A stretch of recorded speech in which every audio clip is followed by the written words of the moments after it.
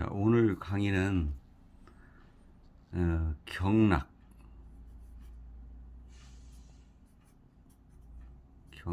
대해서 설명을 해드리겠습니다.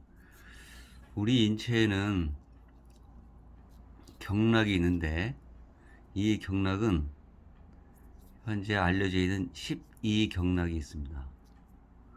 근데 이 경락은 한문으로 보면 어떤 경로와 같아요.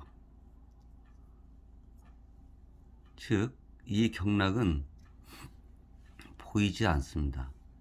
예전에 제가 그 1강이나 2강에서 잠시 설명했던 물상 또는 형상이라고 제가 강의한 적이 있어요. 물은 어떤 물건이나 물체, 어떤 형태, 이런 것은 눈에 보이지만 이 상은 보이지 않는 거죠. 즉, 경락은 보이지 않는 겁니다. 그러면서 계속적으로 그 물형은 어떤 의미에서는 정적이라고 할까요? 정적이다. 어떤 형태나 물은 가만히 있는 상태입니다. 그런데 이 경락은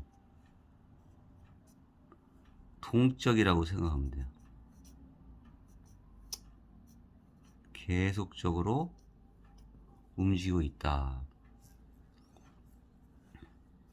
그런데 우리 그 한의학 그 서적을 보면 경락은 직선형, 뭔가 선이 그어져 있는 것처럼 직선형으로 되어 있죠. 사실 그런데 이 경락은 우리 인체에서 원형을 그리고 있습니다. 이 원을 12가지로 마치 우리가 시계에 보면 12시, 1시에서부터 12시까지 돼 있잖아요. 그래서 마치 원을 등분한 12개로 등분한 것이다, 이렇게 생각하시면 돼요.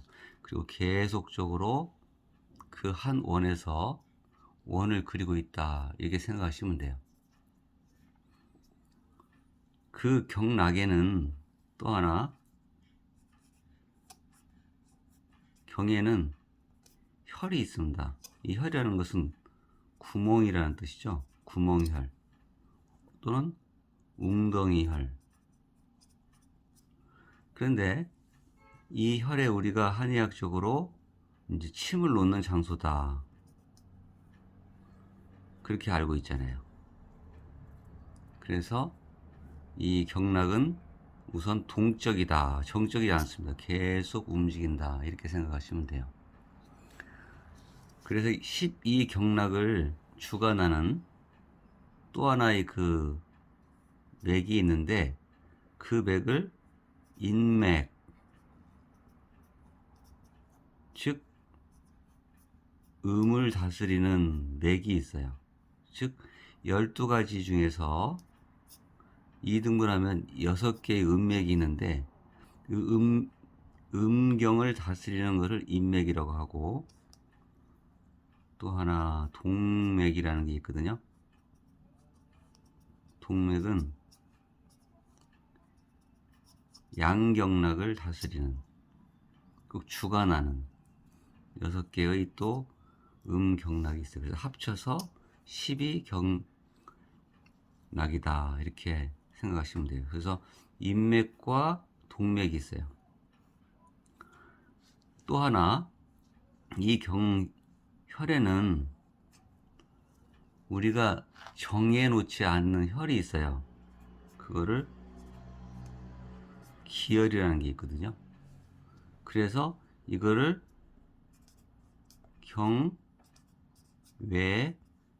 기혈이 있다, 그래서 경외기라는 것도 있습니다. 그래서 경락이라는 것은 우리가 어떤 에너지의 변화, 보이지 않는 에너지의 동적 변화, 이렇게 표현할 수가 있어요. 그러면 여러분들 그 서울의 지하철 노선 있죠, 노선. 지하철 노선은 굉장히 복잡하게 돼 있지만 사실은 직선형으로 구상을 했지만 사실은 원형과 같아요. 그래서 그 원형 상태에서 락 연결한다는 뜻이죠. 그래서 어느 노선에서 또 어느 노선까지, 어느 로에서 어느 노선까지. 그래서 이 원안에 그려진 것이 사실 지하철과 같다. 그리고 그 지하철 노선에 역이 있잖아요. 뭐 동대문역, 서울역, 뭐 용산구역 이렇게 역이 있듯이 그 역은 경혈이다. 필요에 의해서 우리가 멈추는 장소. 그렇게 생각하시면 경락은 이해하기 쉽습니다. 그래서 우리 인체에는 마치 지하철의 노선과 같다. 그렇게 생각하시면 돼요. 그래서 경락에 대한 그 의미를 설명해 드렸고요. 그러면 경락에는 12가지 경락이 있는데 예를 들어서 예전에 제가 그 괴상에서 태음, 소음, 거름,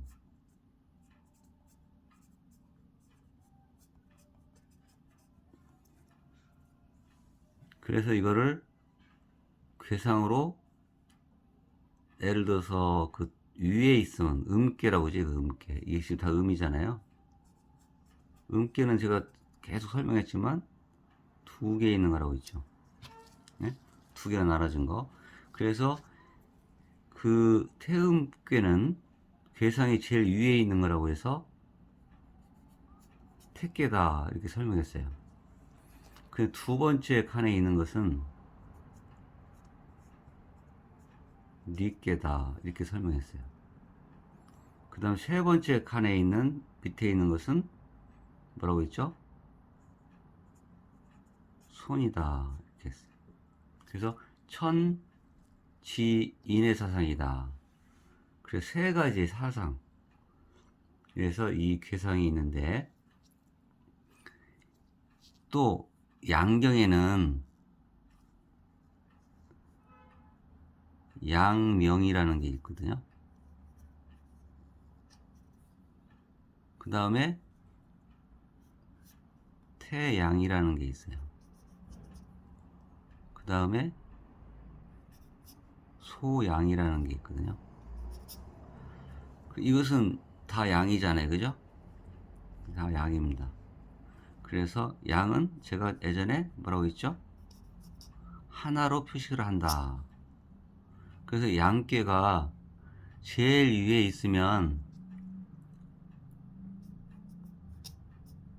간괴다. 두 번째에 있으면 감괴다. 그 다음에 세 번째에 있으면 진괴다. 그래서 이 태는 음계에선 태는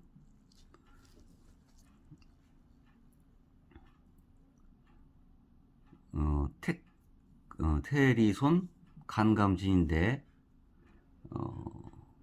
습을 주관한다.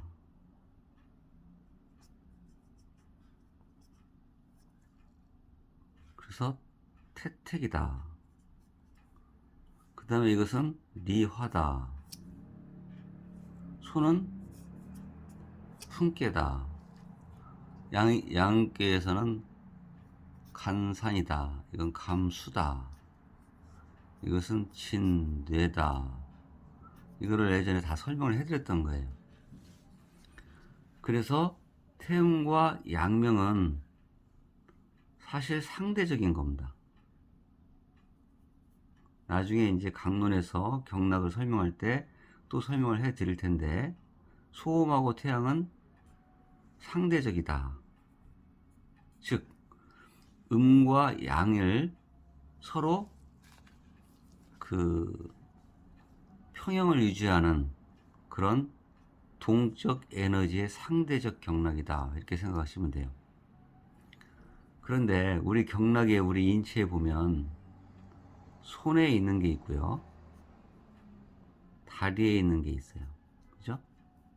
여기도 수, 족. 여기도 수, 족. 여기도 수, 족. 수, 족. 다 손과 발이 있겠죠? 그래서 경락의 흐름의 유주 순서가 있는데 수태음 패다 이렇게 하는 거거든요. 수태음 패. 수양명 대장. 그 다음에 순서가 족으로 내려와요. 족양명 위다. 그 다음에 일로 갑니다. 족태음 비. 이게 순서예요. 그래서 수는 수로 갔다가 족으로 왔다 다시 수로 오는. 네? 그 다음에 일로 내려옵니다. 수소음 심. 일로 가죠. 수태양 소장. 그 족태양 방광. 또 일로 갑니다. 족소음 신. 자, 일로 내려오는 거예요. 숫걸음 심포. 일로 갑니다. 수, 소양, 삼초. 일로 내려요. 족소양, 담. 일로 갑니다. 족걸음, 간. 이렇게 해서 12경락이 이렇게 수, 족, 수, 족, 수. 다시 수로 내려와서 수, 족, 그 다음에 족. 이렇게 해서 끝나는 12가지 경락의 유주가 이렇게 돼 있어요. 그런데 이 순서가 중요한 건 아니에요, 사실은. 물론 이제 그렇게 이 한의학적인 경락 유주의 순서는 그렇게 돼 있는데 더 중요한 것은 예전에 오장과 육부는 짝이 있다 그랬죠. 그래서 짝을 패는 대장이다. 그래서 음경이 패면 양경은 대장이다. 짝이 있는 오장육부에 짝이 있다고 했어요. 심은 소장, 신은 방광, 심포는 삼초, 간은 담. 이제 여러 번 말씀드렸기 때문에 그런 짝에 대한 것이 있다는 것을 우선 생각을 하셔야 돼요. 왜 그러냐면 간섭하는 거예요. 음병의 병이 있으면 양병의 병이 생기고 양병의 병이 생기면 음병의 병이 생긴다. 그래서 대부분 양병의 병이 생기는 대장의 병이 생기면 폐 증상이 있어요. 기침을 한다거나 그러면 설사를 한다거나 또 설사를 하면 기침을 한다거나 이런 연관성이 있기 때문에 그게 더 중요합니다. 또 하나 나중에 또 설명을 해드릴 텐데 수태음패하고 족양명 유이경 이게 굉장히 중요하거든요. 이게 서로 수하고 족하고 상대적 관계 이게 굉장히 중요해요. 상대적 관계가 있거든요. 이게 이제 치료의 관건을 하는 굉장히 중요한 겁니다. 그건 나중에 강론에 설명해 드리고 그래서 우리 인체에 보면 이렇게 경락을 그릴 때 이제 뭐 그림을 잘 못 그리지만 몸체가 있고 손이 있고 하는데 이 손을 내리는 게 아니라 하늘을 향해서 이렇게 방향성을 다리는 이 방향 땅을 향하고 손은 하늘을 향하게끔 손을 만세 상태에서 음경은 하늘로 이렇게 향합니다. 지금 빨간 걸로 해야 되겠네. 자, 음경은 하늘로 이렇게 향해요. 예? 즉 음은 위로 상승하고 양은 땅으로 내려와야 되는 거죠. 이렇게 그렇게 돌아가는 거예요. 여기는 다리 쪽으로는 양경은 밑으로 내려가고 음은 또 위로 올라가요. 그게 방향성이다. 제가 옛날 1강에서 방향성이 중요하다고 그랬어요. 그래서 이 방향성을 우리가 보를 할 거냐, 네? 보를 할 거냐, 사를 할 거냐. 보사를 할 때, 이 방향성에 대한 거를 굉장히 중요시하죠. 한의학에서는.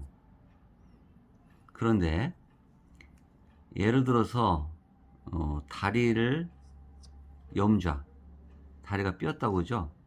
다리가 삐어서 오셨어요. 물론 이제 한의사들이 사열도 하기도 하고, 그 당초에 사열을 하고 피를 빼기도 하는데, 사실은 침을 놓을 때는 반대쪽의 혈에다가 침을 놔요. 또는 얼굴에다 침을 놓기도 하고, 지창렬이라는 혈에다 놓기도 하고. 그런데 환자분들이 질문을 해요. 왜 이 오른쪽 다리가 아픈데 왜 왼쪽 다리에 침을 놓습니까? 이렇게 물어보는 환자분이 있어요. 환자분들은 좌우로 생각하잖아요.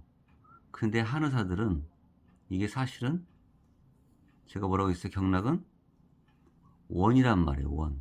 같은 노선에 있는 거예요. 그래서 반대쪽에 침을 놔도 연결돼 있어요. 왼쪽에 병이 있는데 오른쪽에 침을 놓는다. 그럼 환자분들은 이상하게 생각하지만 한의사들은 이게 원이구나.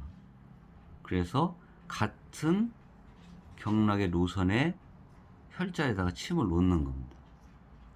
그렇게 이해하시면 빠르겠죠? 그래서 한의사들이 경락을 알기 때문에 머리가 아픈데 머리에다 침을 놔야 되잖아요. 사실은 물론 놓기도 해요. 그런데 저 끝에 다리 쪽 뭐 태충혈이나 뭐 족삼이나 이런 혈이 있거든요. 이 혈에다 침을 놔요. 머리가 아픈데 여기다 침을 놓는다. 그것도 마찬가지. 상하관계에서 원형입니다. 그래서 꼭 아픈 데만 놓는 게 아니라 경락의 현상의 동적 상태를 한의사가 이해를 하기 때문에 이 이론을 알기 때문에 위의 병은 아래에 침을 놓고 아랫병은 또 위에다 놓기도 하고 왼쪽에는 오른쪽에 놓기도 하고 오른쪽에는 좌측에 놓기도 한다. 물론 당처에 놓는 그 아시열법이 있거든요. 그건 아픈 데 놓기도 해요. 그러나 경락을 동적 상태에서 침을 놓을 때는 우리가 보는 좌우가 아니라 원형이다 이렇게 생각하시면 빠르게 될 거예요. 그래서 이제 다음 시간에는 오늘은 경락에 대한 어떤 상태 그리고 이 괴상을 통해서 수태음 폐경이나 조경명 위경이 왜 이렇게 상대적인가? 이 상대적이 굉장히 중요해요. 이 상대적인 개념을 강론에서 괴상도 설명하고 그 연관성인 어떤 증상들 또 이 경락에 문제가 생기면 이 경락이 어떻게 나타나는 현상, 증상, 또 질병 이런 것들을 또 강론에서 설명을 해 드리겠습니다. 또 이제 다른 이야기로 다음 시간에 뵙겠습니다. 감사합니다.